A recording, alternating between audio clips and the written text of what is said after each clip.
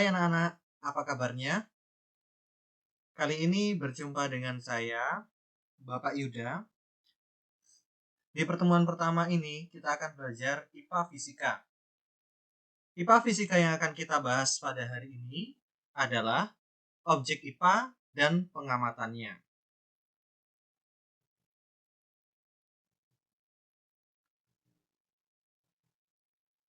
Halo, nama saya Hyacinthus Yuda Arnoldus atau sering dipanggil oleh anak-anak yaitu Bapak Yuda. Ini foto saya. Jika kalian bertemu dengan saya di suatu tempat nanti silahkan, boleh kalian sapa, boleh kalian tegur ya. Baiklah, kita akan langsung memulai pembelajaran kita pada hari ini. Yang akan kita bahas, kenapa sih kita perlu belajar sains? Di dalam sains, di dalam kehidupan nyata, kita sering bertemu dengan teknologi canggih seperti telepon, kemudian ada televisi, ada pesawat terbang, dan lain sebagainya. Itu bisa dibuat apabila seseorang mempelajari sains. Begitu juga jika kalian pernah melihat buah-buahan dengan sifat-sifat unggul. Contohnya, semangka tanpa biji. Nah, semangka tanpa biji ini juga hasil penemuan dengan cara belajar sains. Oke. Sains dan kerja ilmiah. Pengertian sains. Sains atau IPA itu adalah ilmu yang mempelajari tentang gejala-gejala alam yang ada di sekitar kita. Pemanfaatan sains itu bisa digunakan sebagai pengamatan tingkah laku hewan, bisa melihat pergerakan benda, bisa juga untuk memanfaatkan mengamati fenomena alam berupa gunung meletus, banjir, dan lain sebagainya. Sikap-sikap ilmiah yang harus kita bangun dalam belajar sains yaitu rasa ingin tahu, jujur, kreatif, tidak mudah percaya tanpa ada bukti, objektif, tekun, teliti, dan terbuka.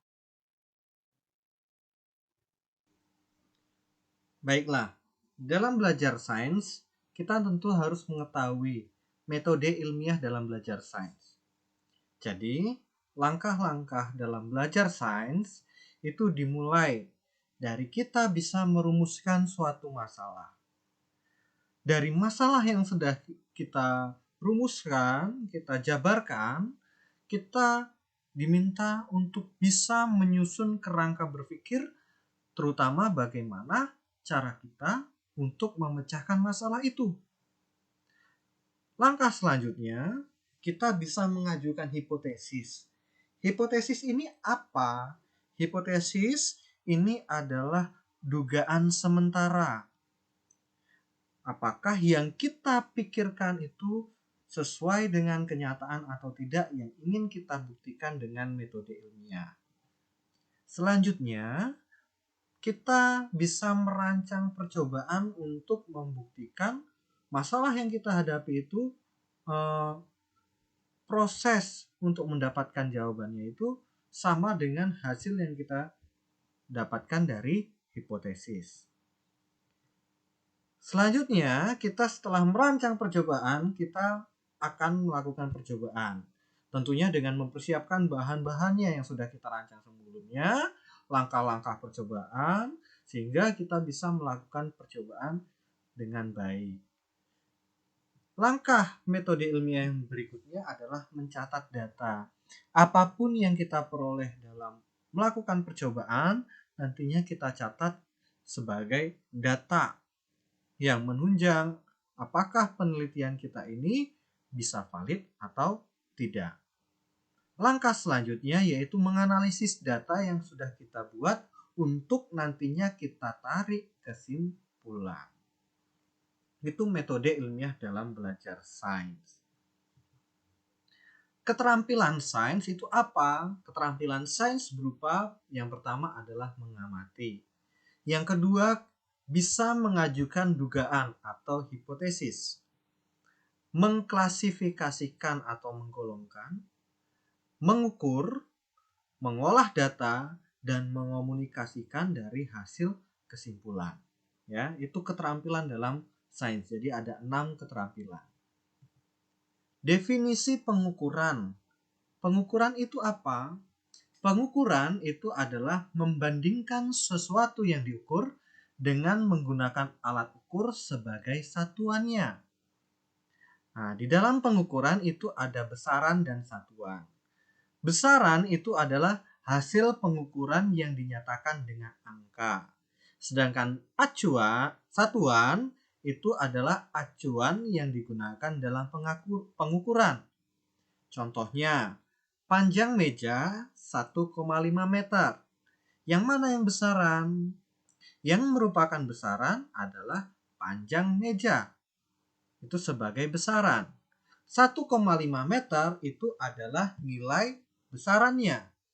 Sedangkan satuannya adalah meter. Ya.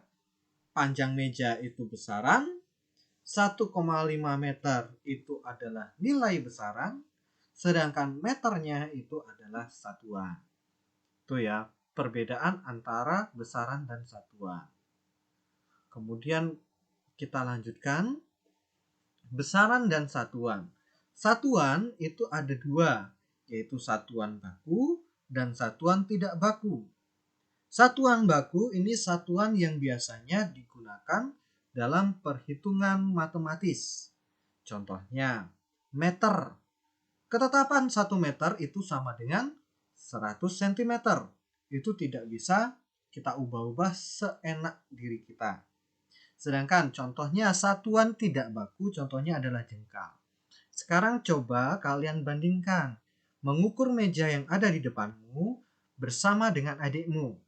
Berapakah jengkal yang kalian dapatkan dan berapa jengkal yang adik kalian dapatkan? Tentu hasilnya akan berbeda. Kenapa? Karena lebar tangan atau panjang telapak tanganmu itu berbeda dengan telapak tangan adik atau kakakmu, ya. Sehingga satuan ini disebut dengan satuan tidak baku karena tidak bisa dipertanggungjawabkan ketepatannya, ya. Selanjutnya, besaran itu ada 2, yaitu besaran pokok dan besaran turunan. Oke, ini di dalam besaran pokok itu ada 7 besaran, ya. Apa saja? Yaitu panjang satuannya meter, massa satuannya kilogram, waktu satuannya sekon, kuat arus listrik satuannya ampere, suhu satuannya Kelvin, Kelvin pakai L ya. Jumlah zat satuannya mol, intensitas cahaya satuannya kandela. Oke, itu adalah 7 besaran pokok beserta satuannya dalam satuan sistem internasional yang digunakan di seluruh dunia.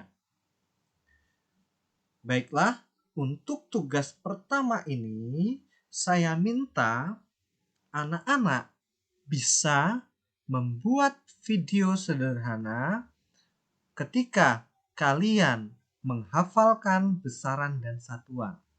Oke, tugas pertama adalah menghafalkan besaran dan satuan. Selanjutnya kalian buat video, kemudian kalian upload di Instagram, ya, upload di Instagram, kemudian tag nama saya. Oke, begitu ya. Kalian upload di Instagram, kalian tag nama saya. Bagaimana kalau saya tidak punya Instagram, Bapak?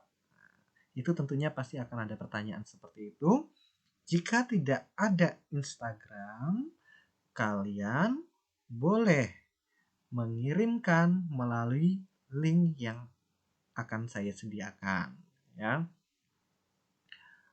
Untuk yang mengirim melalui Instagram, tentunya setelah kalian tag nama saya, kalian juga membuat nama lengkapmu ya, biar saya tahu nama lengkap dan kelas. Begitu, itu tugas pertama. Selamat mengerjakan dengan baik. Saya tidak akan membahas panjang lebar tentang fisika terlebih dahulu, tapi kalau kalian ingin latihan nanti akan saya sediakan. Oke, begitu ya. Tentunya kalian harus bisa, syarat belajar IPA yang pertama, kalian harus bisa mengkonversi satuan panjang. Misalnya dari sentimeter ke meter, kilometer ke desimeter, atau kilometer ke dekameter. Itu kalian bisa, kalian akan mudah untuk belajar fisika. Begitu? Oke, sekian dari saya. Ini ada nomor WA saya. Jika kalian ingin bertanya, silahkan hubungi saya lewat WA berikut. Terima kasih.